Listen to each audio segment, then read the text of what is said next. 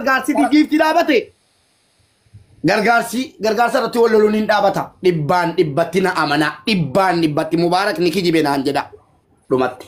Okay, Mubarak, galatoon ulfaat ibsanuu kan ta'eef hedduu takka ulfaat iccitiin jirtus waan jirtus baatee jechuudha. Namni akkeessa sammuu qabu waa hedduu irraa argata. Haasawa keetirraa. Fakkeenyaaf amma nuti akkuma Mubarak anis kaanis haasawa amma haasotti kana sila gaafa ololli sun banamu osoo haasottee das na jaatu. Gaafa ajandaan sun ka'u deemu odoo haasottee bareedaa ture. Lammaffaa ammoo fakkeenyaaf takkaa gargaarsa mana kiyya godhaa jeetu sun gaafadhe sun beeku ta'ullee raajaan qabu bu'aanis argamu maal jettee yaadda isaaniifis atis maal irraa argattame.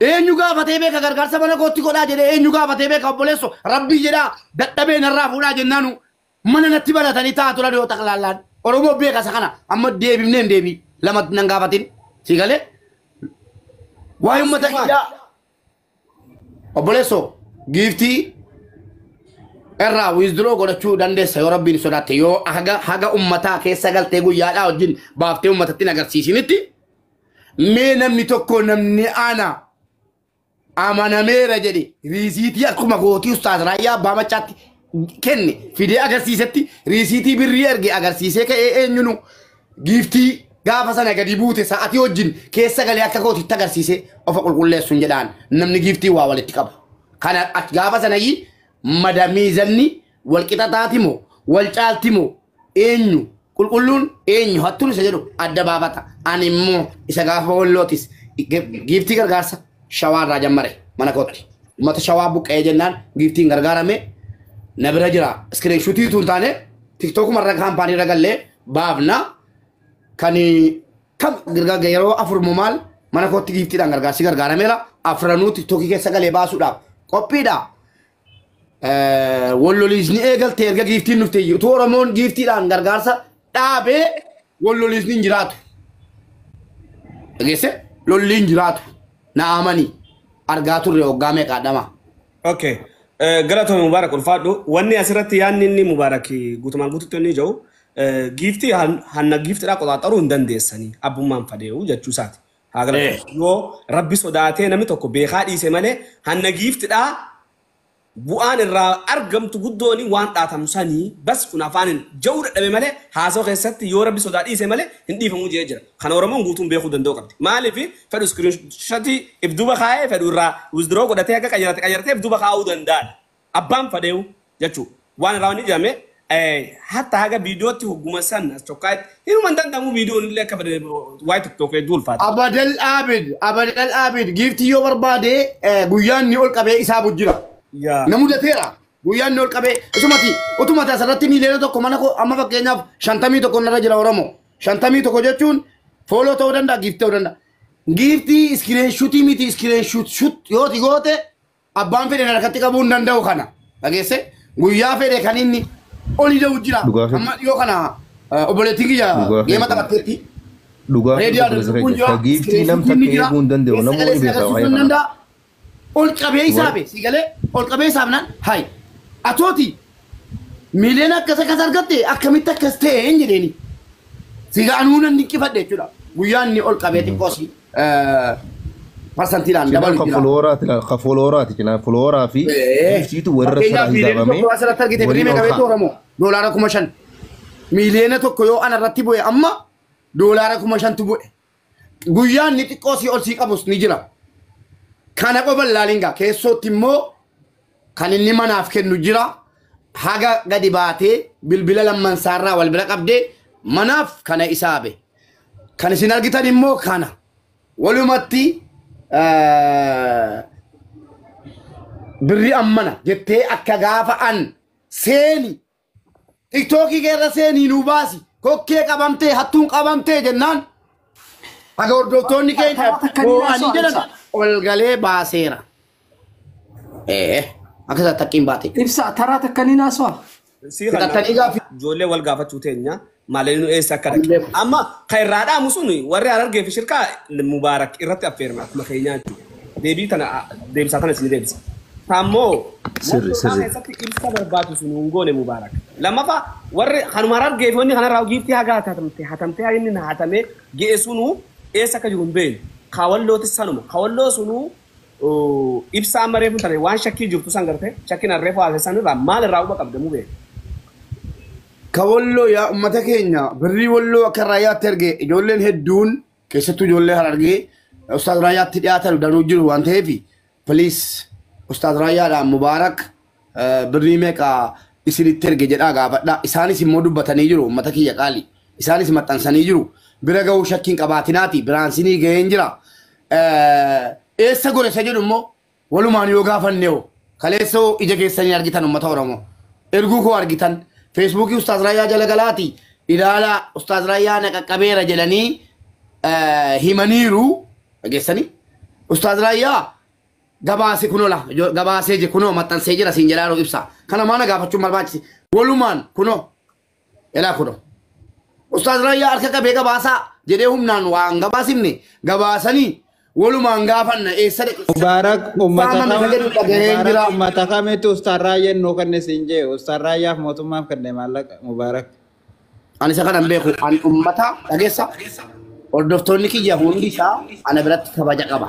Kan gargaarus hordoftoota kiyya malee gondoreen yookiin immoo hordoftoonni kee Ustaaz Raayyaa kenne atis harka keessaa qabdaa maalla inni bade keessa atis. Ustaaz Raayyaa abbaa macaatti ummatatu nuu kenni jedhee himate yeruma sana. Malan mata kamtu kan ni ummata kiyya walloo gargaarsuu dhaggeeffatu ummata kiyya walloo dubbiraa gattaa'e Ustaaz Raayyaatti kan namu. Ummata tiyyuu Ustaaz Raayyaa abbaa macaatti birrii Booranaa nuu ergi jedhee ilaa ummata keenya waan sin gaafadhaan waan sin itti himaan. Hacaaluu waa tokko dubbate wal yaadachiisuu teenya. Waa biraas immoo sin waa lama sin itti himee deemaan ibbo. Tokko namni tokko jedhee Hacaaluun nama jiru hin faarsinaasi hin salphisinaasi yoo hadda waa balleesse utuma jiruu jijjiiramee waan gaarii seenaa hojjechuu danda'a jedhe. Namni seenaa hojjete immoo utuma lubbuun jiruuti waan ajaa hojjetee seenaa ofii balleessee du'uun malaa jedhe nama jiru kana xiqqoo faarsuusi bareechine kan gaafadhe jechuudha. Rabbii sun sodaa dhufatis haasawuu irraa gabaabsee dhaggeeffadhu beekanya qaali. Gabaabsee kaamaa waa lama tunaasee dhaabee deebisa. Amcaa didaquu komiin qabu maaliif jennaani akkaawuntii Oromoon beektu beekamtuu dhaggeeffadhaa dhallee birullee nama yoo jibbitan haqa namaa hin jibbina kana liqimsa. Nama san yoo jibbitallee haqa isaa fi hojii isaa san hin jibbina hojii gaarii isaa dubbadhaan haqa isinitti hima. Itti achi dhiisa. Akkaawuntiin beekamtuun ummanni Oromoo illee tagargaarsatti jee beeku heegareedha tan Raayyaa abbaa mancaasanii. Komiitti akka Raayyaa abbaa mancaatti Mubaarak kan nurraa. Kanaaf gaafa sana qoy ka ibsaa koo eenyu bor immoo akka ajandaan taaneef daqiiqaa tokko tokkotti waa hunda sakandii soddomatti deebisa. Kanaaf ummata Booranaaf gaafan gargaarsa goosisu ummanni Booranaa beelee dheebotee rakkatee jala Firaayidee faamilii ijoollee warra soddaasan ergee an ummata bunduratti dhaqanii ilaalanii waraabanii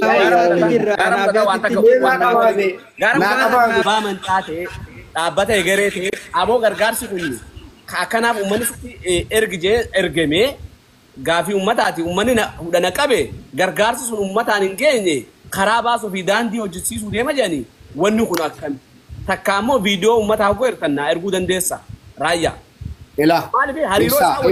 Ibsaa yaa ummata keenya an kaleessa nama ummataa hojjetaa ture nama ummataaf kufee ka'aa ture haqa abbaa jibbanu haqan jibbanu jette Oromoon yoo isa namoomaa isa obbolummaa isa kaleessa eengaddaas ilaalle waliin taane Ustaaz Raayyaa abbaa macaatti achi deemne eessa dhaqi birichi jennee gaafachuutu dandeenyu ana qofaratti fannisuun itti gaafatamummaa na fudhachiisuu natti fakkaatti.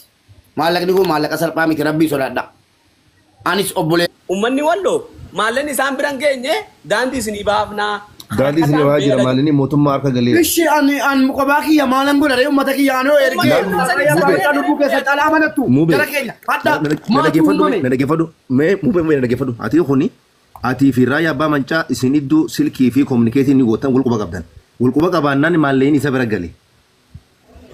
Sanifu akharata khamini maallaqa nasitti ergesan maalirra oolchite akkam goote eenyu bira nageessite gaafachuun ummanni gaafa dhimmi kuni dhimma waa ittiin wal dhiibuu yookiin itti wal dhiibuutu hin taane akka namaatti gadi buufne hawaasni kumaaf dhibba bura jala jiru kun piroofeesara jira dooktora jira nama nu caalaatti haasa'uu dubbachuu hojjechuu danda'u jira jennee hayaannu jalqabarra. Ati dhaqii kominikeeta qabda maal Ustaaz Raayyaa abbaa mancaa yookaan amma Tedan gondoritti yoo galan Dhageessanii gondorii oyi hambita. Gondorii yoo galan an Mubaarakiin gaafattu isaan gondoree ta'anii argamanii. Nuufidi jettu anaan maal na dhibeera.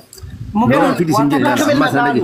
Laal mube laal afaan hin falleessin. Waan taraa takka. Qoreen haaroonni isaan qindeessan eenyu faadha? Exactly. Bakka sanitti duutee maafi baran. Hadiisni gaafa. Maaliif barbaachise koree ijaarrannee waliin taanee ibsaa dabalannee Oromoo jajjaba dabalannee waliin yoo deemne akkan qobaana ergitan kaleessa qobaana dhaabdanii na kadhachiiftanii hadda maallaqni qaqqabeera. guyyaa yaada gaarii guyyaa nu qabi baallama nu qabi guyyaa nu qabi. Shajjaa biritti gargaarsa Harargee irratti wal falmuu turtan san nuti isin jala turree isin dhaggeeffachuu turree viidiyoo maruu turree viidiyoo san asirra gabbu'eetiin gammaddansa. Obboleessa keeti Mubaarak sirra guddaadha jaalala maakiidhaan. Irraa dhaabbadhu gargaarsi kun mana keetti mana Mubaarakitti haa ta'u. Michoonis rabbi samii sanii gad darbee mana kiyyan maleen ta'u jettee falmuu turte. Namni hundi achirra carraa argatee ol bee.